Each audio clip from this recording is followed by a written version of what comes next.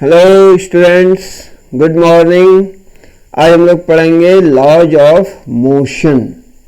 ठीक है, in fact Newton's laws of motion. अभी तक हम लोगों ने डिस्कस किया मोशन को विदाउट नोइंग इट्स कॉज, है ना। अब इसका कॉज देखेंगे अपन कि ये मोशन का कॉज क्या है ना। कोई ऑब्जेक्ट मोशन में है तो क्यों है मोशन में, what is the cause, what is the reason behind, ये देखेंगे अपन, है ना। दैट इज कि फोर्स इसके लिए जरूरी है ना। कोई ऑब्जेक्ट यदि मूव कर रहा है तो इसके लिए फोर्स शुड बी देयर। तो force is the external agent. मान लो कोई ऑब्जेक्ट रेस्ट में है तो उसे मोशन में लाना है। कोई बुक यहाँ रखी है, उसे दूसरी जगह ले जाना है, तो अपन फोर्स अप्लाई करते हैं। And what is force, force के बारे में अपने को पता है। Force is the physical cause. Actually force क्या है, तो force is the physical cause. ये फिजिकल कॉज है which क्या करता है, चेंजेज और tries to change the state of object, जो कि चेंज करता है। It is the cause, physical cause which changes और tries to change the state of object। ठीक है, फोर्स के बारे में हम लोगों ने पढ़ा है लोअर क्लासेस में भी।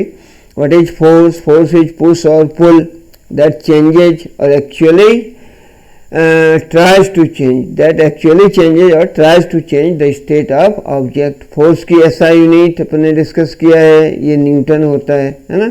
ये सब अपने को पता है। अगर न्यूटन लिखना है तो अपने को ऐसे भी लिख सकते हैं, फुल नेम लिखना है तो न्यूटन, दिस इज न्यूटन। तो नाउ या कॉज ऑफ मोशन अपन डिस्कस करेंगे एक्चुअली, और इस केस में अपन लॉज ऑफ मोशन पढ़ेंगे, Newton's laws of motion. First law, second law, third law, like that. ये सब अपन ने लोअर क्लास में भी पढ़ रखा है, बट यहाँ अपन फिर उसको थोड़ा डिटेल में देखेंगे, है ना। तो सबसे पहले एक्चुअली अपन डिस्कस करते हैं that is called Aristotle fallacy. Aristotle fallacy, Arastu. इन्होंने क्या कहा था कि कोई भी ऑब्जेक्ट है अगर वो मोशन में है तो इसके लिए external force is needed. External force चाहिए। या डे टू डे लाइफ के एक्सपीरियंस से अपन देखते हैं। In fact day to day life के एक्सपीरियंस में कि मान लो कोई ऑब्जेक्ट यदि मूव कर रहा है ना, कोई बॉल अपन ने मूव करा दिया सरफेस पर, प्लेन सरफेस पर, तो बॉल सर्टेन टाइम के बाद रुक जाएगी। तो इससे ये इन्फर करते हैं अपन कि हाँ फोर्स चाहिए, force is must to keep the object in motion. लेकिन ये गलत है। एक्चुअली अरिस्टोटल साहब ने यही कहा था कि, इसलिए इसको बोलते हैं अरिस्टोटल फॉलेसी, कि एक्चुअली जो ऑब्जेक्ट यदि रेस्ट में है तो रेस्ट में रहेगा, ये बात तो सही है। But whenever it is in motion, जब मोशन में है तो इसको मोशन में रखने के लिए एक्सटर्नल फोर्स इज नीडेड। जैसे कोई बॉल है, बॉल को अपन ने फर्श पर ऐसे लुढ़का दिया, है ना, तो सर्टेन टाइम के बाद बॉल रुक जाएगी, यानी फिर अपने को फोर्स लगाना पड़ेगा, है ना। या कोई बाइसिकल से जा रहा है, पैडल मार रहा है, एक स्पीड में आ रही साइकिल, फिर अगर छोड़ देंगे पैडलिंग तो साइकिल रुक जाएगी। तो कहते हैं कि अपन external force is needed, but actually ऐसा होता नहीं है। इस फैक्ट को गैलीलियो साहब ने बताया, है ना। गैलीलियो साहब ने ये कहा कि no force is needed. Actually Galileo साहब ने ये कहा कि whenever object is in motion it remains in motion. अगर मोशन में है तो मोशन में रहेगा, और अगर ऑब्जेक्ट रेस्ट में है तो रेस्ट में रहेगा। तो रेस्ट में है तो रेस्ट में रहेगा, ये बात तो सबको समझ में आ गई। But whenever it is in motion so external force is needed to keep the object moving. Motion में रखने के लिए एक्सटर्नल फोर्स चाहिए। तो गैलीलियो साहब ने कहा कि नहीं, ऐसा नहीं है। इनफैक्ट यदि कोई हॉरिजॉन्टल सरफेस है और उस हॉरिजॉन्टल सरफेस पर मान लो कोई बॉल मूव कर रहा है, तो अपन जानते हैं डे टू डे लाइफ के एक्सपीरियंस से कि after some time the ball will come at rest. Ball रुक जाएगी, कुछ समय के बाद रुक जाएगी। क्यों रुकेगी? और अपन इसका रीजन भी जानते हैं कि that is due to the opposing force. एक फोर्स होता है अपोजिंग फोर्स, जिसको बोलते हैं अपन फोर्स ऑफ फ्रिक्शन और सिंपली फ्रिक्शन। सॉलिड के केस में फ्रिक्शन होता है और फ्लूइड के केस में इसको बोलते हैं विस्कस फोर्स, है ना। तो फ्रिक्शन या विस्कस फोर्स के कारण ऑब्जेक्ट रुक जाता है। जैसे अगर सॉलिड है तो सॉलिड के केस में फ्रिक्शन लगता है। इसके बारे में भी अपन डिटेल में आगे पढ़ेंगे, बट इतना तो अपने को पता है कि friction is the opposing force. कई ऑब्जेक्ट, जैसे बॉल को अपन ने फर्श पर ऐसे फेंका तो सर्टेन टाइम के बाद वो रुक जाएगी। वाई? बिकॉज अपोजिंग फोर्स इस बॉल पर लग रहा है। इस डायरेक्शन में जा रहा है बॉल, तो इसके अपोजिट डायरेक्शन में, दिस डायरेक्शन में एक फोर्स ऑफ फ्रिक्शन लगता है, अपोजिंग फोर्स लगता है, जो कि इसके मोशन का अपोज करेगा और इसलिए ऑब्जेक्ट रुक जाता है। यदि अपन स्मूथ सरफेस, हालांकि वो आइडियल सिचुएशन है, यदि एक आइडियल सिचुएशन लें कि स्मूथ सरफेस ले लें अपन, स्मूथ वन, तो उस केस में क्या होगा, फोर्स ऑफ फ्रिक्शन 0 होगा और उस केस में ऑब्जेक्ट यदि मूव कर रहा है तो वो मूव करता ही रहेगा, है ना। तो गैलीलियो साहब ने ये कहा कि no external force is needed. इसके लिए उन्होंने ढेर सारे एक्सपेरिमेंटेशन किए, सिंपल एक्सपेरिमेंट वगैरह। जैसे इंक्लाइंड प्लेन का अपन केस ले लें, मान लें कि कोई इंक्लाइंड प्लेन है लाइक दैट, ठीक है, और इस प्लेन पर यदि किसी बॉल को रखा जाए, ये इंक्लाइंड प्लेन है, इस प्लेन पर यदि किसी बॉल को रखा लाइक दैट, ठीक है, तो ये बॉल एक्सेलरेट करेगा इस डायरेक्शन में, इसकी स्पीड जो है धीरे धीरे बढ़ती चली जाएगी, है ना।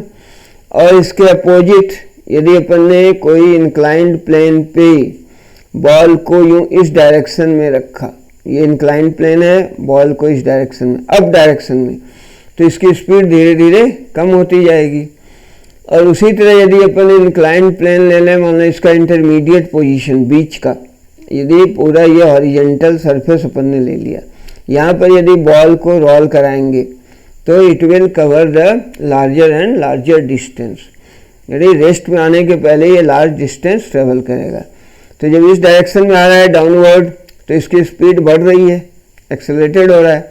या वो अपवर्ड डायरेक्शन में बॉल को अपन फेंकेंगे इंक्लाइंड प्लेन पे, तो ये रिटार्ड होगा, इसकी स्पीड धीरे धीरे कम होगी। और दोनों के बीच का जो पोजीशन, इंटरमीडिएट पोजीशन, यानी यदि कोई सरफेस है और प्लेन सरफेस, इस पर यदि अपन ने बॉल को यूँ लुढ़का दिया तो ये जाता जाएगा, बट थोड़ी देर के बाद रुक जाएगा। यदि अपन आइडियल सिचुएशन देखें कि कोई फ्रिक्शन ना हो, फ्रिक्शन लेस स्मूथ सरफेस हो, तो बॉल विल गो क्या विद द कांस्टेंट स्पीड, और ये जाता ही रहेगा, यानी इसका मोशन सीज नहीं करेगा, मोशन विल नॉट सीज। क्यों? क्योंकि फ्रिक्शन नहीं है।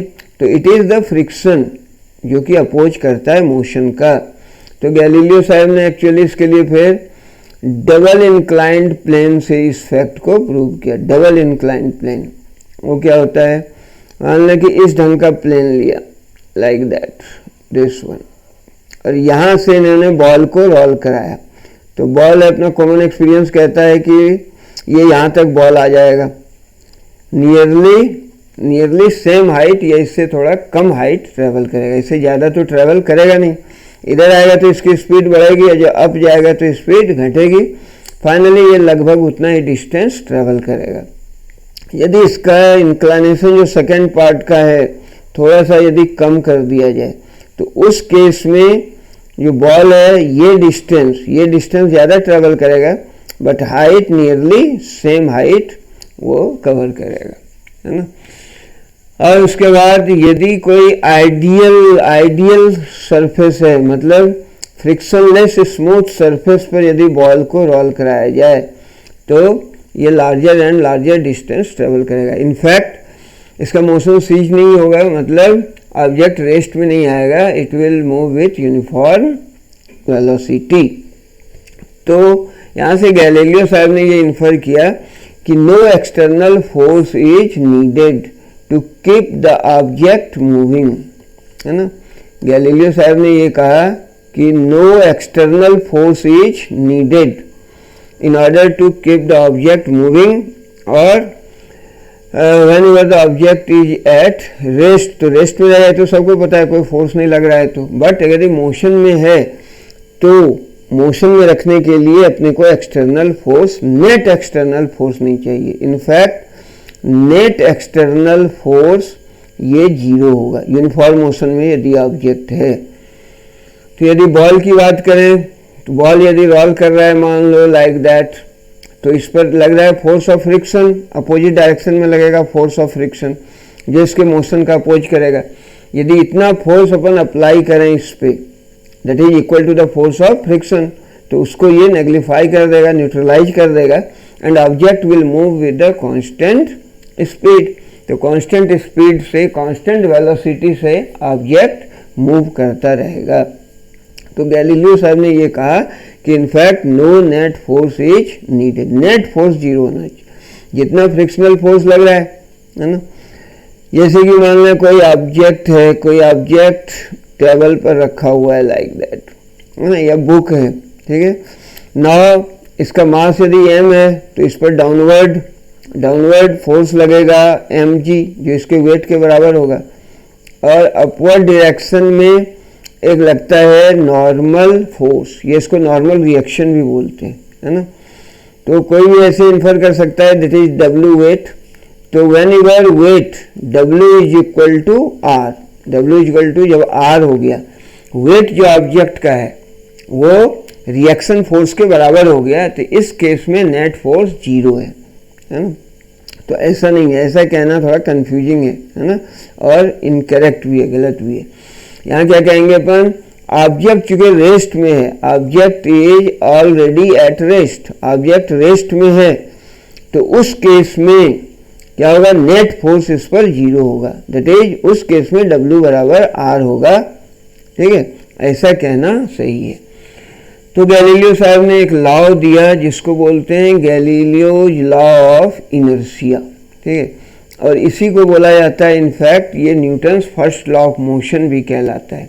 तो न्यूटन साहब ने लॉ दिया, that is Newtonian mechanics. Newton साहब एक सर आइजैक न्यूटन, बहुत बड़े साइंटिस्ट थे, है ना, फिजिसिस्ट, सर आइजैक न्यूटन। तो न्यूटन साहब ने जो लॉ दिया, तो first law is that law of inertia, Galileo's law of inertia. तो ये जो फैक्ट अभी तक अपन ने डिस्कस किया, इसको कहते हैं गैलीलियोज लॉ ऑफ इनर्शिया। ये इनर्शिया का लॉ है एक्चुअली। इनफैक्ट लॉ क्या है, that is whenever object is at rest it will remain at rest, and whenever it is in uniform motion it is moving with constant speed, constant velocity, it will remain in motion unless an external force acts on it। यदि F external force यदि zero है तो उस case में क्या होगा, object rest में है तो रेस्ट में रहेगा, और मोशन में है तो मोशन में रहेगा। दैट इज यदि एक्सटर्नल फोर्स जीरो हो गया तो उस केस में एक्सेलरेशन भी जीरो होगा, ठीक है। एक्सटर्नल फोर्स जीरो है तो एक्सेलरेशन जीरो होगा, यानी ऑब्जेक्ट यदि रेस्ट में है तो रेस्ट में रहेगा, और यदि मोशन में है तो मोशन में रहेगा। ये कहलाता है गैलीलियोज लॉ ऑफ इनर्शिया। तो इसके लिए अपने को देखना पड़ेगा actually what is inertia. Inertia अपने को पता है, inertia is a word derived from inert. Inert gases होते हैं जैसे, है ना, inert gases helium, neon, argon, krypton, xenon, radon, ये सब क्या है, इनर्ट गैसेस हैं, इनएक्टिव। तो इनर्ट से ये शब्द आया inertia. Inertia means what, resistance to change. Inertia का मीनिंग होता है रेसिस्टेंस टू चेंज, किसी भी प्रकार के चेंज का अपोज करेगा। Inability to change its state itself. State क्या हो सकता है, state of rest, state of motion, state of direction भी होता है। इनफैक्ट जिस डायरेक्शन में मूव कर रहा है उसी डायरेक्शन में मूव करेगा।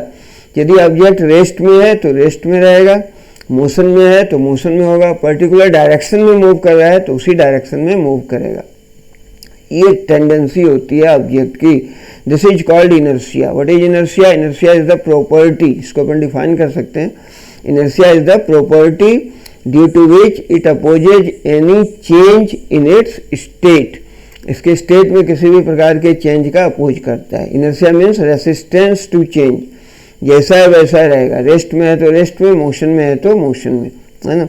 और रेस्ट मोशन अपने को पता है, इनफैक्ट रेस्ट और मोशन ये रिलेटिव टर्म्स होते हैं। Rest and motion are relative terms. Rest, absolute rest या एब्सोल्यूट मोशन जैसी कोई बात नहीं होती, है ना। जैसे मान लें कि कोई आदमी बैठा हुआ है ना, या ट्रेन के अंदर कोई बैठा हुआ है पैसेंजर, तो वो रेस्ट में है, रेस्ट में है, बट ये फ्रेम ऑफ रेफरेंस पर डिपेंड करता है। जो ट्रेन में पैसेंजर्स हैं उसके लिए वो रेस्ट में है, और यदि बाहर से कोई इसको देख रहा है तो उसके लिए ये मोशन में हो जाएगा, because train itself in motion. So rest and motion ऐसा कहा जाता है, these are relative terms. Rest और मोशन जो है ये रिलेटिव टर्म्स हैं, दीज आर रिलेटिव। कैसे रिलेटिव है, मतलब एब्सोल्यूट नहीं है, एब्सोल्यूट का होता है उल्टा क्या, रिलेटिव। एब्सोल्यूट रेस्ट या एब्सोल्यूट मोशन जैसी बात नहीं होती है, ठीक है। इट इज रिलेटिव टर्म, किसके रिस्पेक्ट में अपन बोल रहे हैं वो होता है, ठीक है। अब अपन तो देखा what is inertia and law of inertia. Law of inertia ये Galileo law of inertia, that is object at rest will remain at rest or in uniform motion will remain in uniform motion unless an external force acts on it। यानी जब तक force नहीं लगेगा तब तक उसका state of object जो है, स्टेट ऑफ ऑब्जेक्ट ये चेंज नहीं होगा। तो ये कहलाता है लॉ ऑफ इनर्शिया, और इसी को बोलते हैं Newton's first law of motion, that is if external force is zero, acceleration is zero. तो Newton's first law of motion, Newton's first law of motion का ये हो गया statement, same Newton's first law. Actually 3 laws of motion अपने को पढ़ना है। Newton's first law of motion, actually Newton's law of gravitation भी देखेंगे अपन आगे। न्यूटन साहब का ढेर सारा कंट्रीब्यूशन है ना मैकेनिक्स में भी। तो Newton's first law of motion यही स्टेट करता है, that is law of inertia ही है वो, कि object at rest will remain at rest और in motion will remain in motion unless external force is needed. या अनदर वर्ड में ऐसा कह सकते हैं, एक F external is zero, external force या net force acting on the object is zero, then acceleration will be zero. Mathematically ऐसा भी कह सकते हैं। और यदि एक्सेलरेशन जीरो है तो यदि ऑब्जेक्ट रेस्ट में है तो रेस्ट में रहेगा, मोशन में है तो मोशन में रहेगा। यानी external force is needed to change the state of object.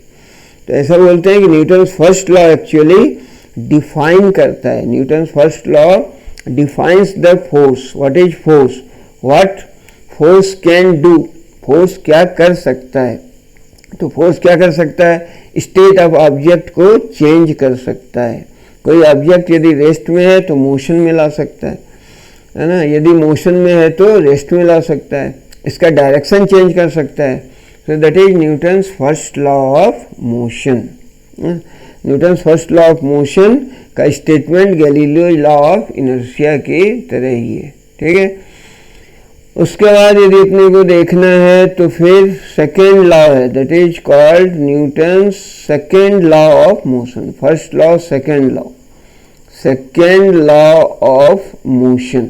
इसको देखने के लिए अपने को सर्टेन डेफिनेशंस देखने पड़ेंगे, है ना। वो डेफिनेशन क्या है सेकेंड लॉ ऑफ मोशन के लिए, एक momentum. Momentum is a physical quantity, और इसको मोमेंटम को बोलते हैं अपन क्वांटिटी ऑफ मोशन भी बोलते।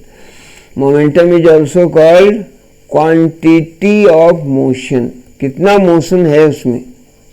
सो that is defined by momentum, quantity of motion.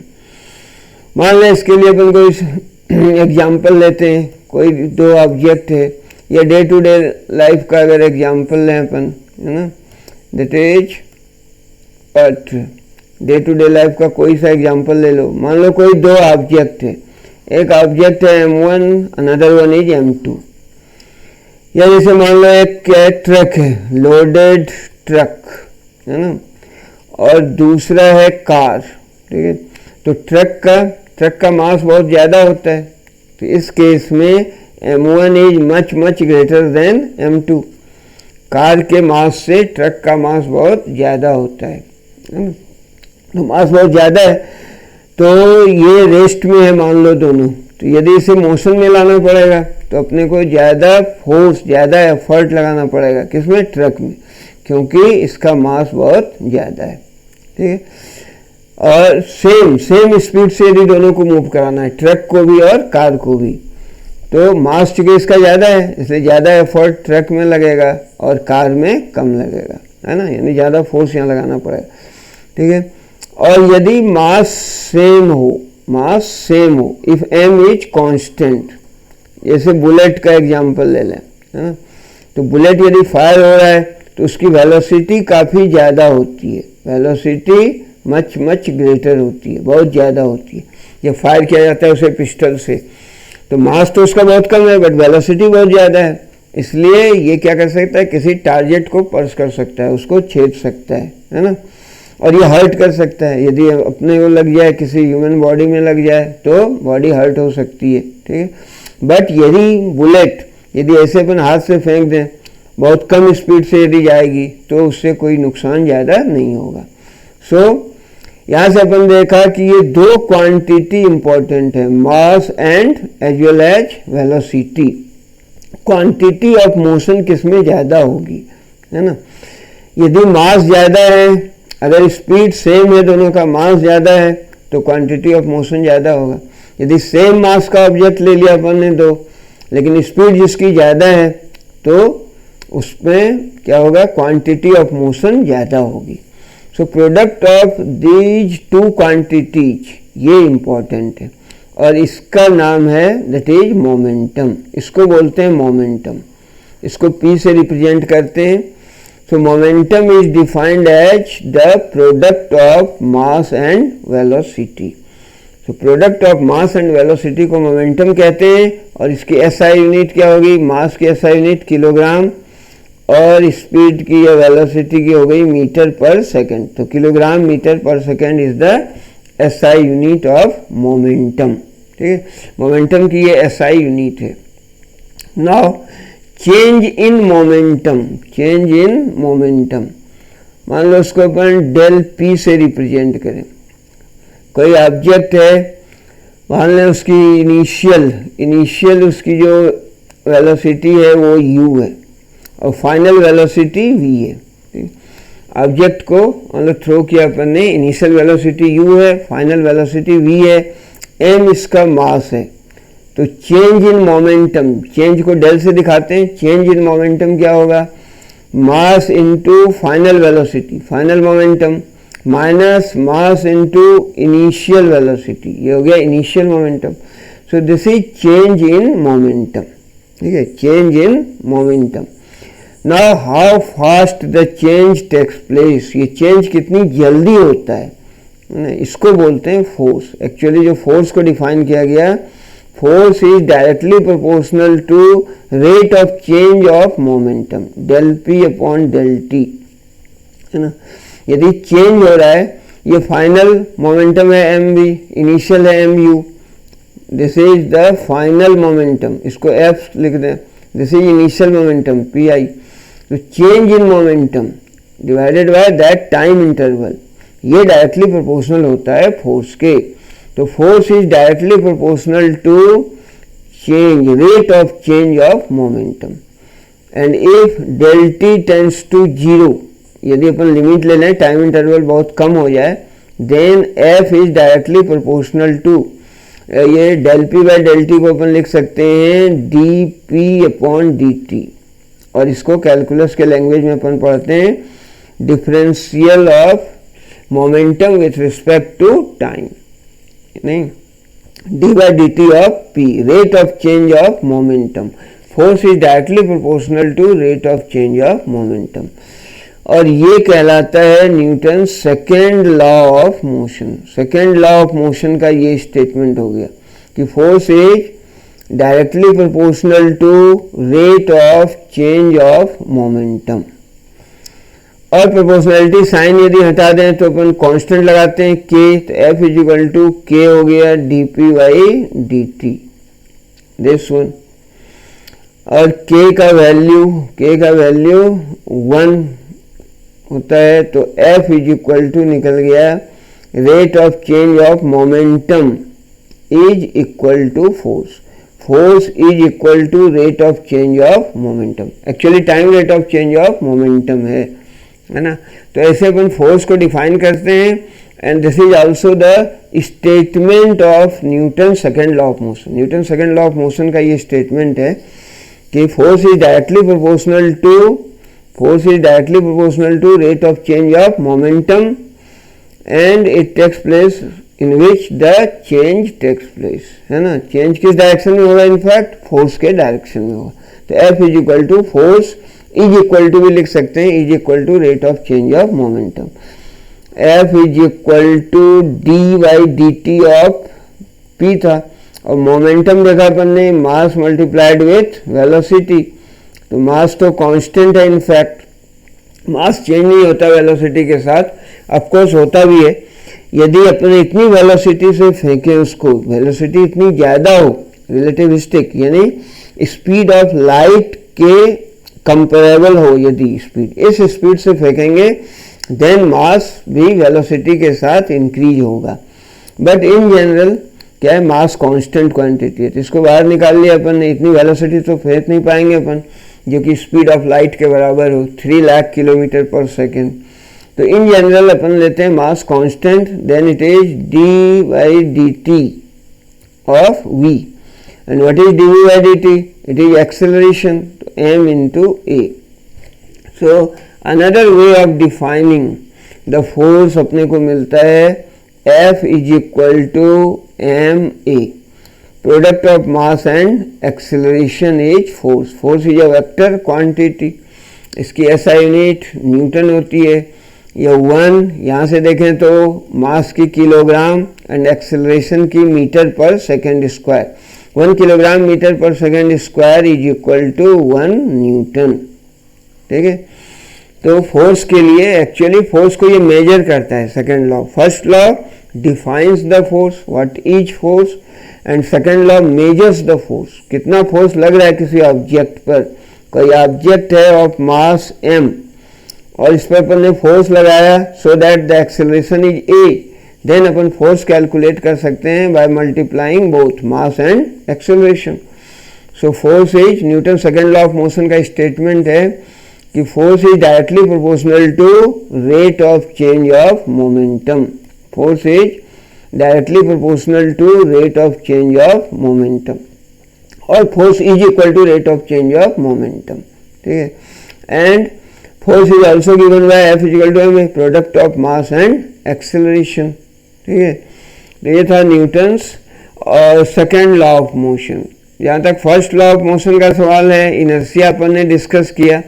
तो इनर्शिया का डे टू डे लाइफ में प्रैक्टिकल एग्जाम्पल भी है, पता होगा, ये सब पढ़ रखा है अपन ने लोअर क्लासेस में। इनफैक्ट इनर्शिया, ऐसे कोई बस का एग्जाम्पल देखा था अपन ने, है ना। बस पे कोई पैसेंजर है और बस अचानक चलने लगती है, start suddenly. If the bus start suddenly then passengers fall back.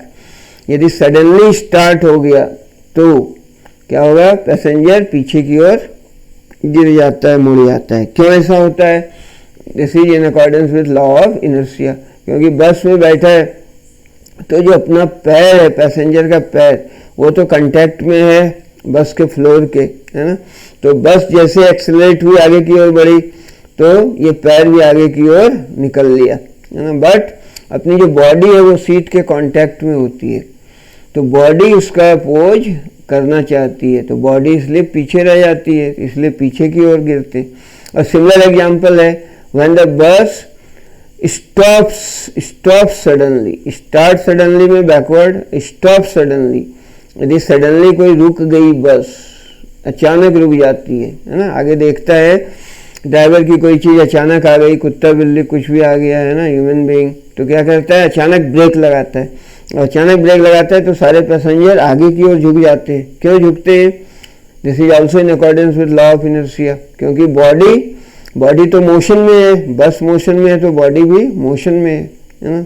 तो बॉडी मोशन में अचानक रुक जाती है तो बॉडी तो चाहती है ड्यू टू इनर्शिया। इनर्शिया क्या है?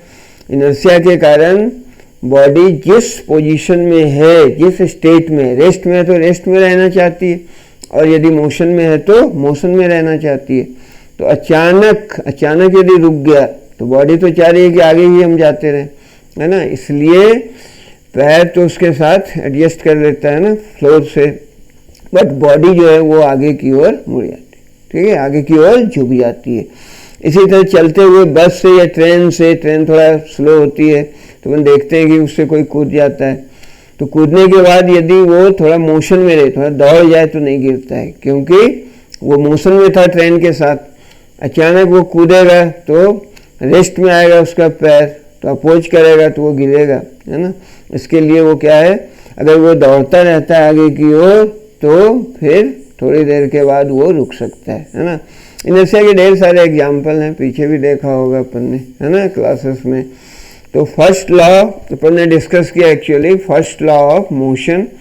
अभी तक अपन ने देखा था मोशन को without knowing the cause of motion देखा। So what is cause of motion? Force, है ना।